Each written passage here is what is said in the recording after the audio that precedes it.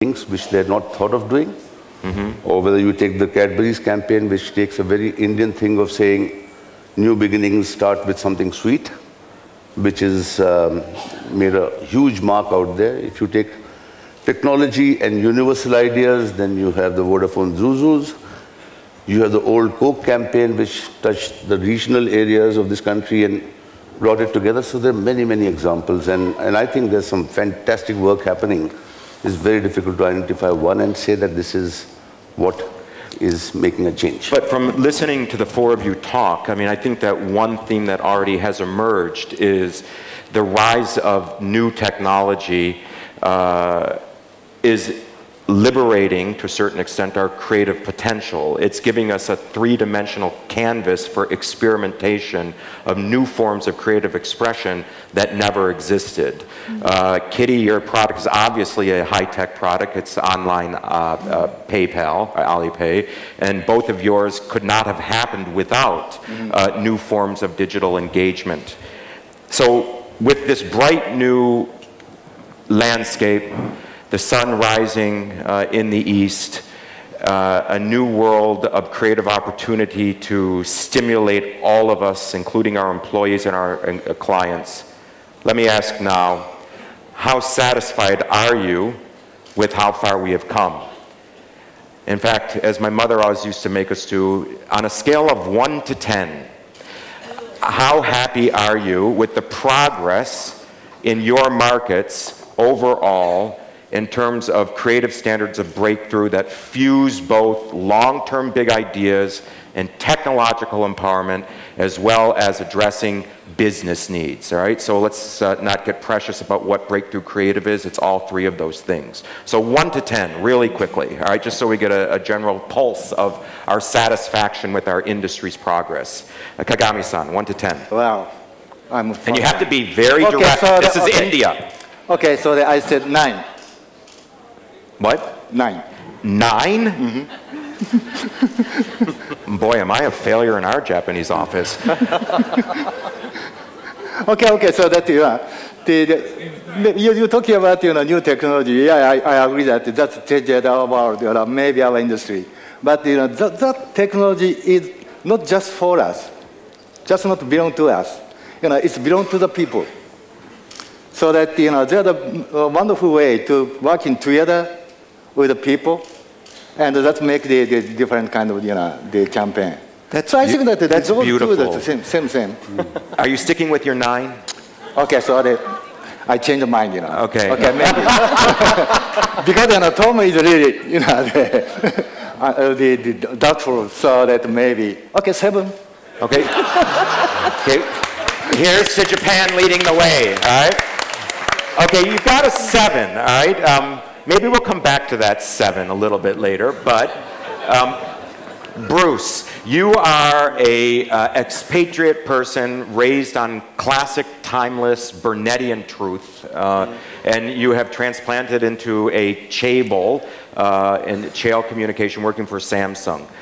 So you really are an outsider, having penetrated the market, but still in a position to compare and contrast. How satisfied are you on a scale of 1 to 10?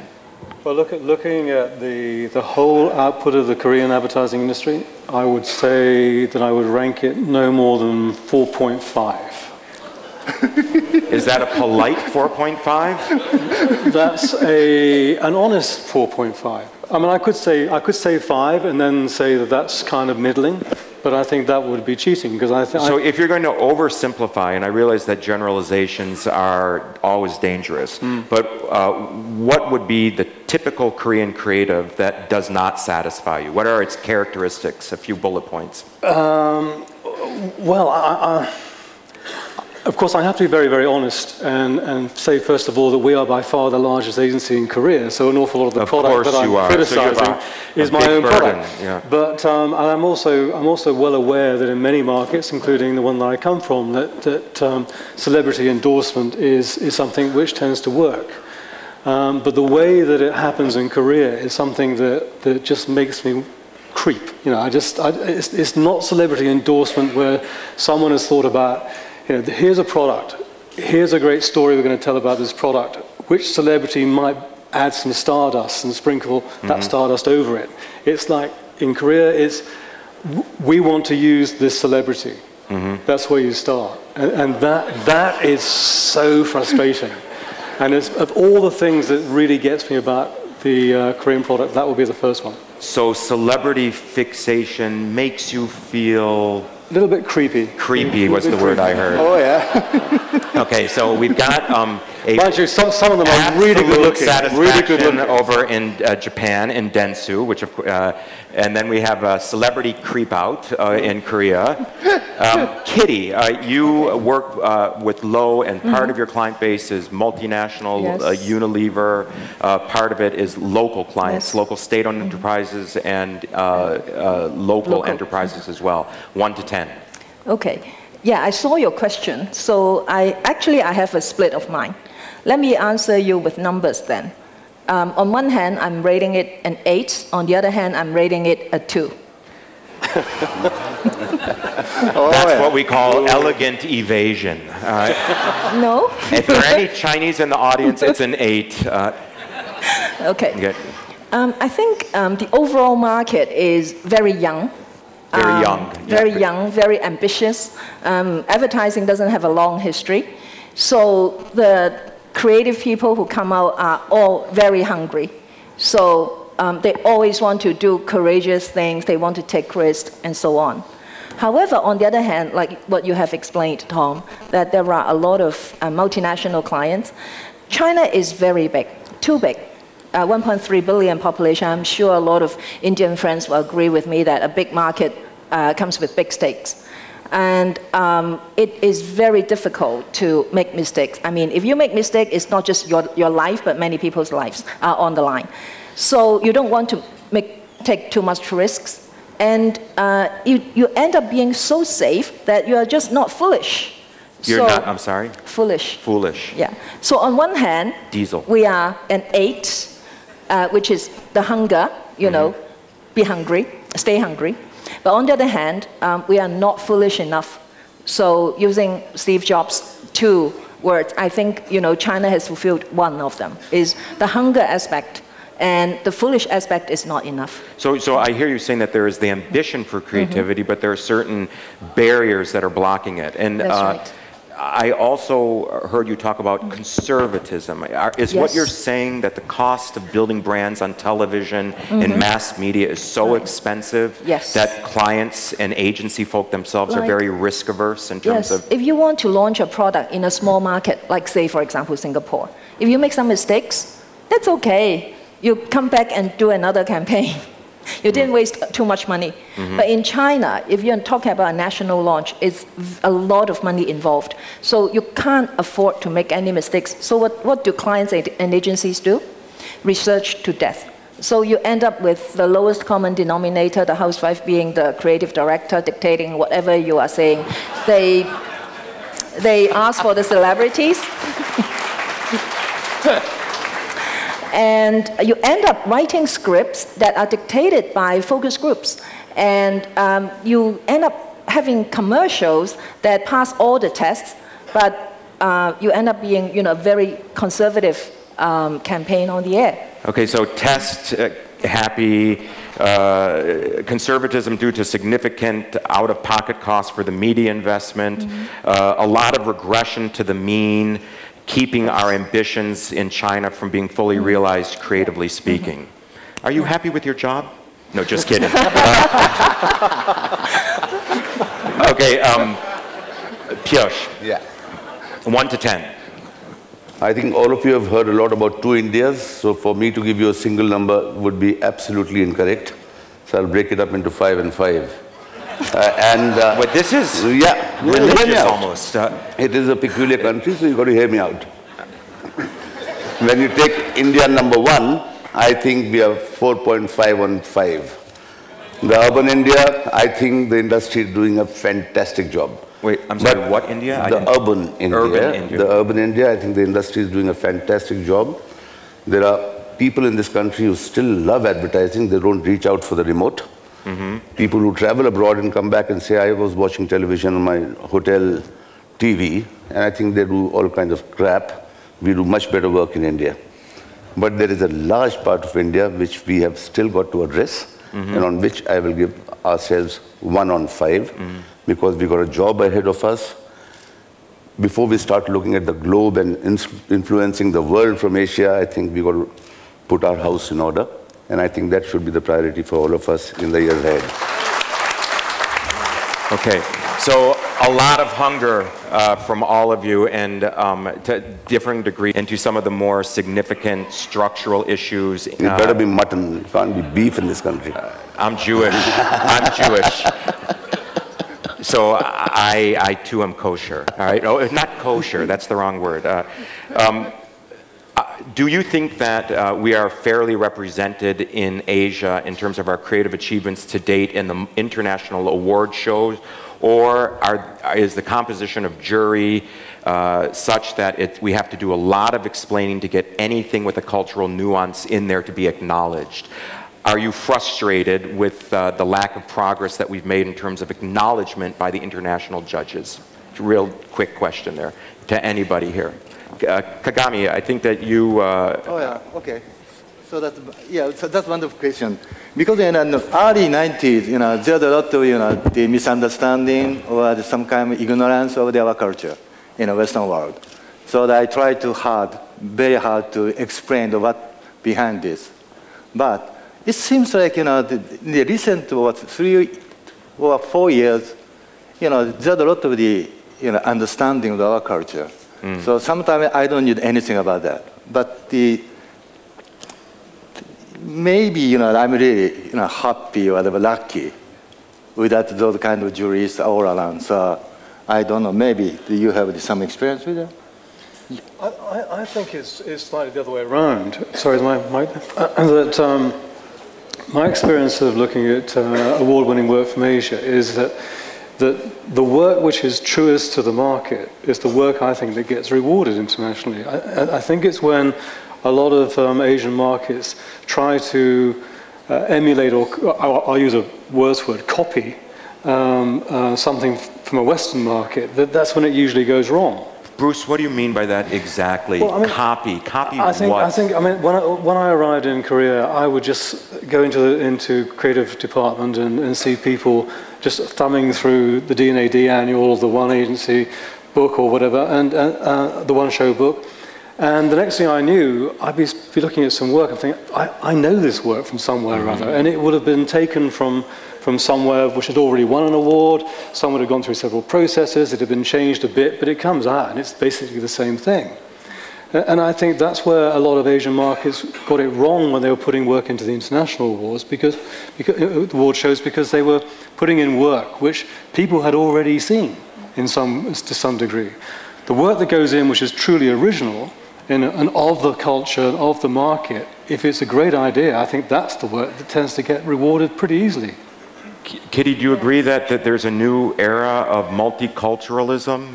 Yes. I think I witnessed India's first Grand Prix at Cannes. China got, congratulations, first Grand Prix. Thank you. Well, Korea has got Grand Prix. I mean, Japan, tons of Grand Prix. Thailand, Singapore, they're all doing well. So I think in the international award circuit, China is really Asia is really the rising star. However, I think I'm actually very split in my mind, because I really enjoy the moments that real ads, real work were awarded, whereas there are still a lot of work that don't really see the light of the day. They're not really the campaigns that are launching the real brands, but they were done not necessarily copying international work, because the judges are not stupid, They have seen everything. So copy work will never get awarded. So the awarded work, wherever it comes from, are always original, always different, very good. However, I'm still disappointed to see the amount of scam work in the award shows. Piyush. I think I kind of agree with her. Basically, these international award shows don't really matter. And these are everybody who agrees with that, sit down. If you win something, it's a bonus. Go celebrate in the evening, enjoy yourself. ask yourself, did it move the people on the streets? If it's the same work, salute it, celebrate 10 times over. But I agree with her, there's a lot of work where we're trying very hard to prove to the world, and we've got nothing to prove to the world. We've got to prove it to our own people on the streets. As simple as that. If you end up winning an award, good for you. But taking the comments of the four panelists together, I am getting a sense that there is progress in terms of not having to work so hard to prove it or copy it to international judges because they're more cosmopolitan European, and yet still ultimately our driver should be, is it coming from genuine insight and truth in a local market, and that's ultimately what should be celebrated. So if we have new forms of engagement, brand building of the market, insightful creative as our standards for breakthrough, and we are making progress. Let's now talk about some of the barriers. And this is a little bit of an editorial comment, but I've been in China now for 13 years in Shanghai. And everybody always says to me, oh, you must have seen so much change. The new generation is so individualistic now. And I say, well, to a certain extent, their styles have changed, but in a hierarchical setting, when it comes to challenging convention, when it comes to saying to the boss, you know what, you might not be right, having the courage and the power to persuade that which can't be proven, Asia culture, and I know that it's difficult to generalize across Asia, but they are all relatively hierarchical, all right? And I think it's probably also fair to say, correct me if I'm wrong, please, that part of creativity is about challenging the hierarchy and challenging convention and having courage to try something new. What can we all do in our organizations to stimulate the creative mind as managers? I will start with Bruce. He's got his finger up. Where? I think the first thing that we can do in Asian agencies is to start listening to young people. The hierarchy that you talk about, Tom, is absolutely there. Certainly in Korea, it's a very Confucian society. Everything starts at the top. It works its way down, and then work usually has to work the other way up the hierarchy till you usually meet someone at the top who may not even be a marketeer who's judging the work. This is just an inefficient waste of people's talent and creativity. There is no shortage of creative talent in Korea or any of the other Asian markets that I visit. I think the problem is that there are some log jams in the system whereby middle management particularly doesn't understand that it needs to be challenged. It doesn't understand that a lot of great ideas are coming from young people and forcing their way up. Particularly in the whole world of online.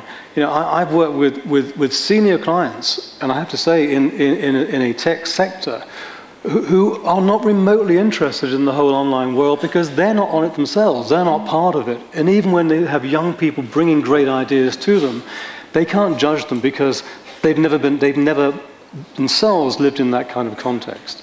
So I would say the first thing that people do, and I would bonus people on just listen to young people. Okay, so we need to encourage our people to challenge authority. Colvin, do you agree with that? Just kidding. But specifically, Kitty, what can we do as managers to let our people know that they can challenge authority? I think. How do we make that happen? Yeah, I think we discussed this earlier, and we all feel that this hierarchical issue is really blocking creativity. I think from the manager's point of view, I mean, we can say grand things, groom the young, etc., etc. I think it's the small things that you do every day that probably helps. I'm still quite frustrated. I mean, you encounter new people, new middle management all the time. So this characteristic trait actually, is there. They are born to obey. But what do you tell your staff?